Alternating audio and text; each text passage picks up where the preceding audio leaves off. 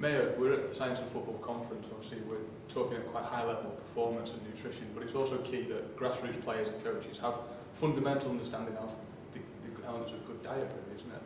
Yeah, I think it's really crucial. I think sometimes we forget about grassroots, particularly when we talk about getting into football and the early stages of football.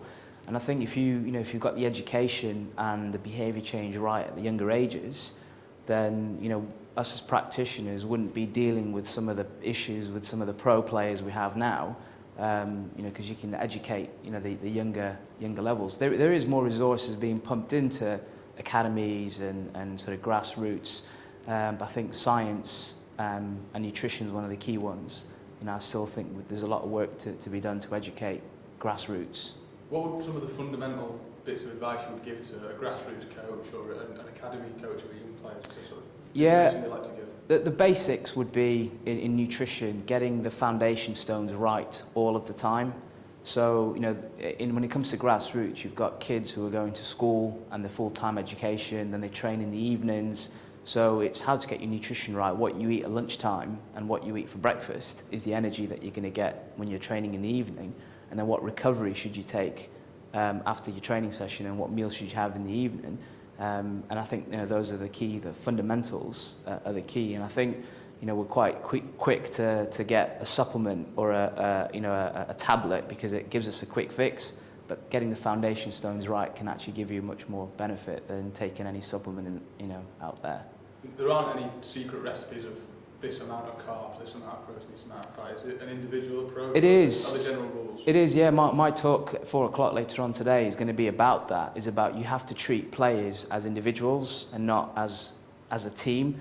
Because one player might be, say, 6'3", weighs 16 stone. Another player might be 5'8" and weighs 11 stone. And similarly with kids, growing rates are different. Their lives outside of football may be different.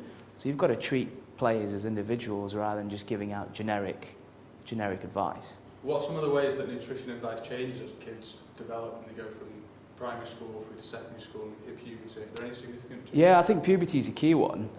The tricky thing is you've got growth and then you've got training, and you've got the demands of growth and the demands of training. And if you're not getting enough energy and the right type of energy, so calcium is a really important nutrient for growing kids, and if they're not getting enough calcium, then that can increase the risk of injury and possibly impair performance.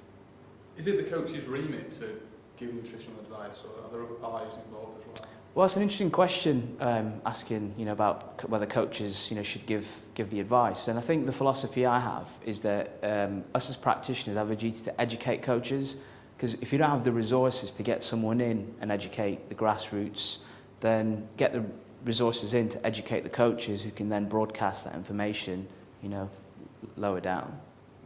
Thanks very much for your time. All right. Cheers. Good stuff.